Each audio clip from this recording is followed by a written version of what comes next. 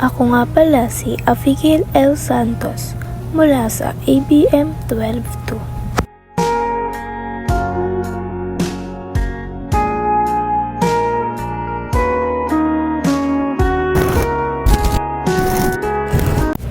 Narito ako sa Zion Beach Resort na matatagpuan sa Nasugbu, Batangas. Ang layunin ng aking video ay ang aking paglalakbay upang maipakita sa inyo ang kagandahan sa lugar na ito at ang aking mga karanasan gamit ang 5 pandama.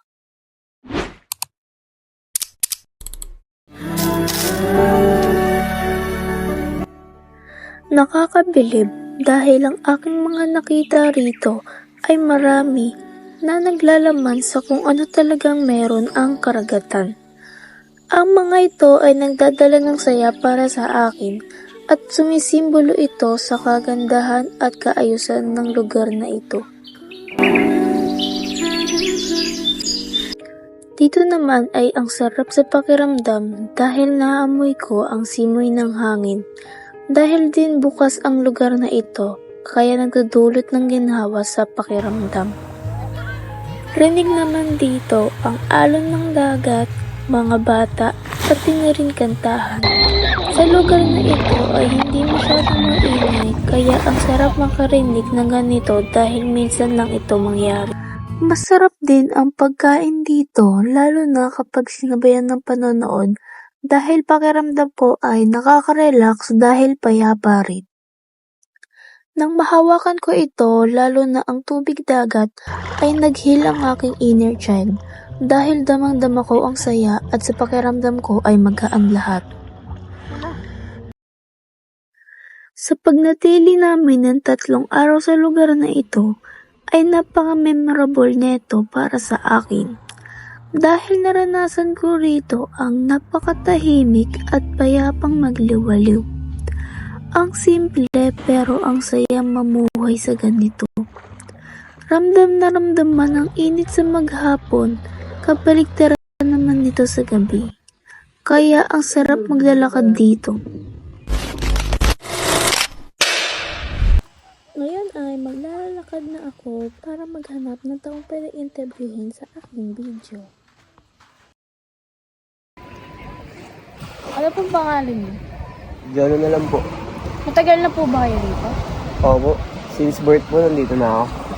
Ay, ilang taon na po ba kayo ngayon? 20 na rin. Unang tanong, ano ang hindi mo malilimutan sa lugar na ito? Marami po. Unang-unang, tanawin. Yan. Itong open na dagat. Saka syempre, mga tropa na rin. Yun lang po. Pangalawang tanong, ano ang iyong tutunan sa lugar na ito? Mangka. Mangoy. Hindi na rin ako nag-aaral, ma'am.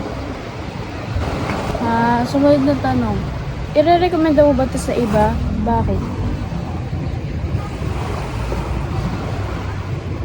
Makaka-experience sila rito ng dagat. Saka magagandang tanawin.